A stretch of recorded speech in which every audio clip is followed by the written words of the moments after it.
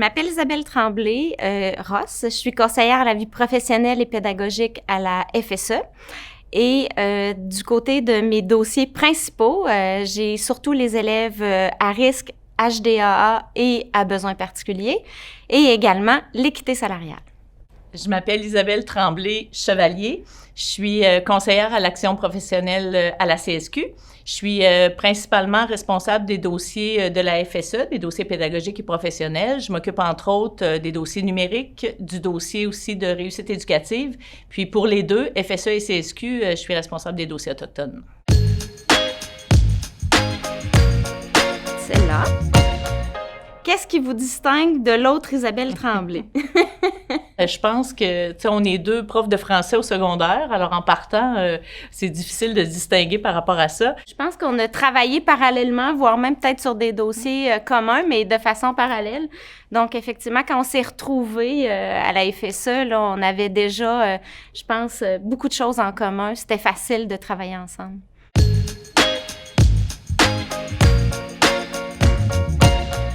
Est-ce qu'il y a un projet sur lequel vous travaillez qui vous rend particulièrement fier? Je commence? Ben oui. OK.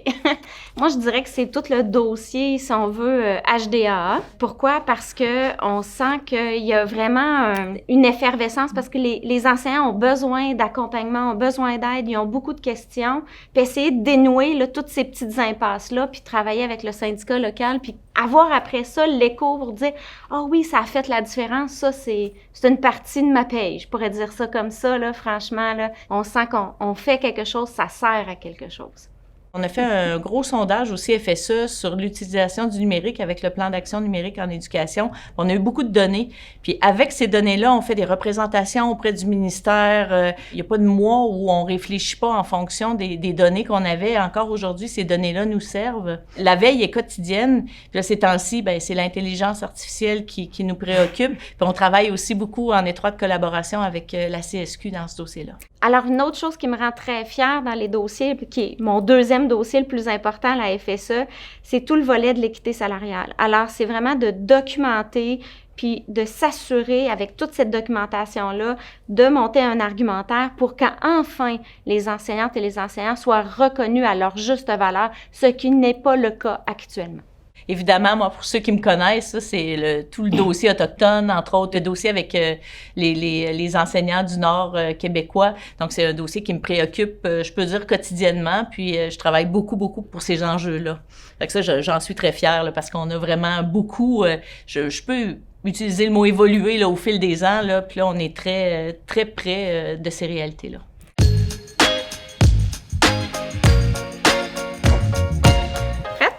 Diriez-vous que vos expériences professionnelles ou personnelles vous aident à comprendre et à approfondir les dossiers sur lesquels vous travaillez? J'ai la chance d'avoir un enfant autiste, un enfant TSA. Mon dossier principal à la FSE, ce sont les élèves HDA, ce sont les élèves en difficulté. Alors, c'est sûr que je me sens investie d'une mission, on dirait, supplémentaire. Puis je crois que ça me permet de pouvoir me mettre dans la peau, oui, de l'enseignant, parce que j'ai été enseignante, du parent, peut-être le parent, qu'est-ce qu'il a le goût d'entendre, mais aussi tout le bagage que j'ai acquis de connaissances à la FSE. Bien, je crois que ça me permet aussi d'être encore plus complémentaire, tant dans ma vie personnelle, avec mon fils pour savoir mieux interagir avec lui, mais aussi pour encore plus et mieux surtout appuyer les enseignants là, au quotidien dans leur classe. Un peu comme Isa, je pense que ma vie personnelle aussi peut m'aider, je pense, à réaliser mes dossiers en toute connaissance de cause. Je parle du dossier autochtone parce que mon garçon est autochtone, donc j'ai comme une double sensibilité à ces réalités-là. Puis je pense que ça m'aide vraiment aussi dans mon travail au quotidien.